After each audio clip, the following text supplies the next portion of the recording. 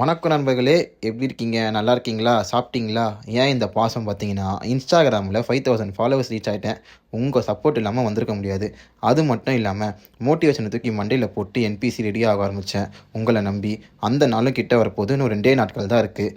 மறக்காமல் ஃபாலோ பட்டனை தட்டி விட்டிங்கன்னா பார்க்குற நீங்களும் ஹாப்பி, வீடியோ போடுற நானும் ஹாப்பி. சரி, இன்னைக்கு கதைக்குள்ளே போவோம். என்பிசி என்றும் பாடி பில்டிங் காம்படிஷன் இன்னும் 2 நாள் தான் இருக்குது. பாடி இருக்கிற கண்டிஷனில் பந்தலை போட்டுடலாமா வேணாமான்ற மாதிரி நிலமையில் இருக்கேன். உடம்புல வேறு சக்கை தான் இருக்குது. சோறும் கம்மியாயிடுச்சு, தண்ணியும் கம்மியாயிடுச்சு. 2 நாள் எப்படி தாக்கு பிடிக்க போகிறேன்னு தெரில. சரி, தாக்கு பிடிச்சிடலான்னு பார்த்தா அந்த சூரிய பகவான் வேறு நான் வேறு இருக்கேன்னு என்னை மறந்துட்டியான்னு பார்த்துட்டான். போகிற வழியில் ஒரு பனானாவை போட்டு லாஸ்ட்டு பனானா அதை விரும்பி விரும்பி சாப்பிட்டேன். இன்னும் 3 நாள் தான், அதுக்குள்ளே திரும்பி வந்து சாப்பிட்டுவோண்டா அப்படின்னு சொல்லிட்டு அவனுக்கு ஒரு மிஸ்யூ போட்டு இன்றைக்கி ஒரு லெக் ஒர்க் கொட்டு. அடிக்கிற வெயிலில் லெக் ஒர்க் கொட்டு தண்ணி இல்லாமல் போகிறது எவ்வளோ கஷ்டம்னு எனக்கு மட்டும்தான் தெரியும். சாரி காம்படிஷன் ரெடி அவங்க எல்லாருக்குமே தெரியும். அதுக்கப்புறம் நான் பண்ண போகிறது கிளாசிக் ஃபிசிக்கு. அதுக்கு தேவையான போஸிங்லாம் பண்ண ஆரம்பித்தேன்.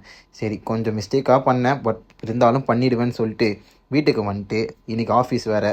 அதுக்கு தேவையான சாப்பாடெல்லாம் பேக் பண்ணிவிட்டு எப்போ போல தான் நான் வேறு கேப் வேறு கேன்சல் பண்ணிட்டேன். பைக்கில் தான் போகிறேன். அங்கே போயிட்டு ஒரு கருங்காப்பியை போட்டதுக்கப்புறம் தான் கொஞ்சம் நிம்மதியாக வந்துச்சு. இப்போலாம் பார்த்தீங்கன்னா நாக்கு தள்ளுது, வாய் வலிக்குது. இதை சொல்கிறதுக்கு மறக்காமல் ஃபாலோ பண்ணிக்கோங்க. Bye by.